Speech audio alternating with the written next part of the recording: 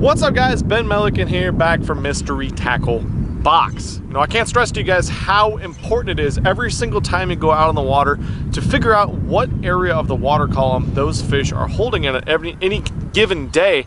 We all know that fish change by the hour, by the minute, and you have no idea every time you go out to the lake what's gonna happen with those fish or what they're gonna want that day. And so it's super important to dissect different levels of the water column with different baits. So in today's video, we're gonna do exactly that. We're gonna go from the top of the water column down to the bottom of the water column with 3 really cool baits, including this really freaking weird guy right here. You're not gonna wanna miss this one.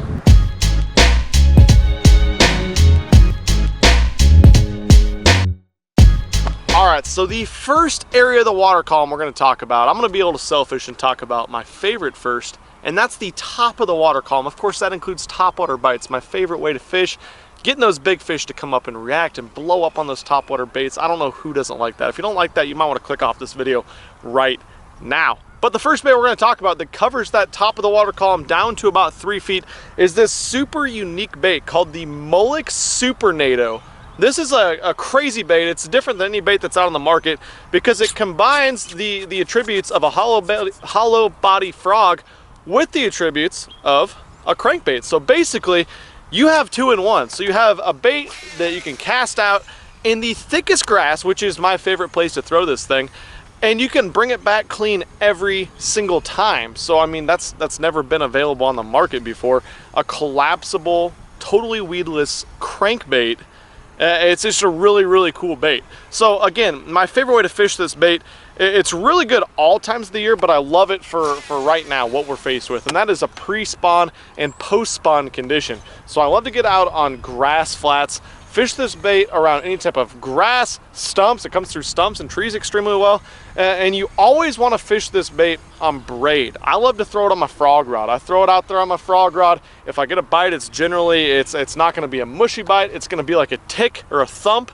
You're going to have that line going sideways. And because it is just like a hollow body frog, I can't say that today for some reason, because it's just like a hollow body frog, you're going to want to give them a second. You're not going to want to set the hook right away. You're going to want to let them take it, feel the weight of the fish, and then really swing home hard on them. It's a super cool bait, super effective bait with a really unique action they haven't seen before.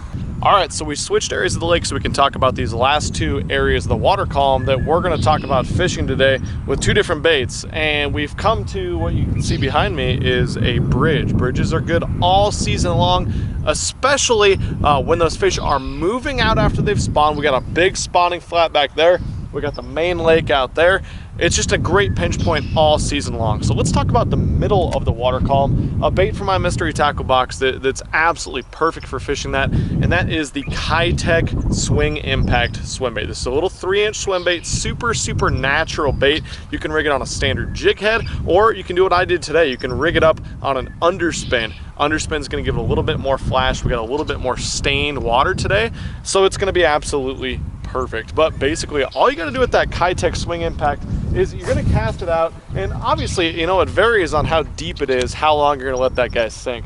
But to me, there's no better way to cover bridge pilings, any type of pinch point or area where there's fish suspended up off the bottom than with a little swim bait, a little natural bait. It's seriously, it's really tough to beat. You know, whenever I'm fishing bridges with a little natural swim bait like this, I like to position the boat as close as I can next to a pillar. And a lot of times there's current coming through there. So you want to find where that current seam is, either right behind the pillar, right next to it, right in front of it is where those fish are definitely going to stack up. So I like to maximize exactly those areas. I throw it right up next to the bridge piling, and I'm just going to slow roll that swim bait right next to it. You don't need to add a lot of action to it. That bait has a ton of great natural action on its own. And the Keitech Swing Impact, man, it's what can I say about it? It's the most popular little natural swim bait on the market. It's the original. It's what everyone tries to copy. There's a lot of copies out there that I can tell you right now that they don't compare to this dude. A great bait whenever you're fishing for those suspended fish all season long. So the last area of the water column we're going to talk about is the bottom of the water column. And I think, you know, we always talk about fishing a jig, a deep crankbait, Texas rig, a worm, something like that out deep on the bottom, dragging on the bottom. So we're going to talk about something a little bit different today, maybe an overlooked technique. A lot of guys aren't out there throwing it, and that is the flutter spoon. This is the Lake Fork flutter spoon that came in my mystery tackle box, and I think there's a lot of misconceptions guys have about these. So let's talk about a little bit how I like to fish this bait. So my favorite way to fish the flutter spoon is just making a long cast whenever you have a channel swing or a point, especially if you have a hard side on it. So if you got like a rock pile on it, or it's just a really hard bend, that's a perfect area for a flutter spoon. You know, they come in all shapes and sizes. This is a smaller one, but the smaller ones get bit, and you can catch small fish on it, giant fish on it, anything in between. They're fish catchers, and the way I like to retrieve it, you know, I grew up fishing spoons, and it was your typical cast out and reel it in, you know, as fast as you can. And we did that a lot. You know, we caught some fish on it, but this is a different way to fish. So you make a long cast, let it go to the bottom, and then you're gonna give it a couple hard rips up, and that's gonna make that spoon shoot side to side, jump up off the bottom, and then it's gonna flutter on the way down. You know, flutter spoon, it makes total sense. And you're just gonna repeat that process back to the boat. When you rip that up, it's gonna come 4, 5, 6 feet off the bottom, and you can fish this guy as deep as you want to, 30, 40 feet even. My favorite depth range is generally 15 to 20, but it's a great way to catch a few more fish when other guys are just out there throwing a jig, a Texas rig, a deep crankbait.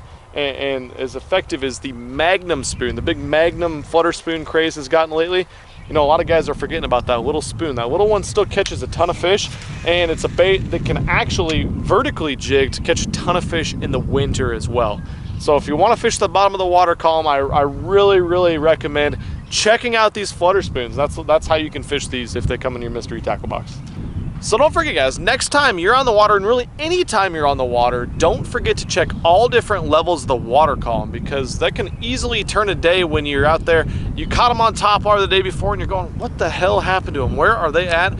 Well, maybe they just went somewhere else. They're holding lower in the water column, they're suspending. Pick up this swim bait when they're suspending.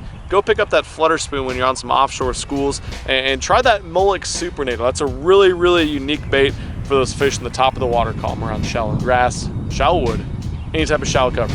Anyways, thank you guys. I'm out of here.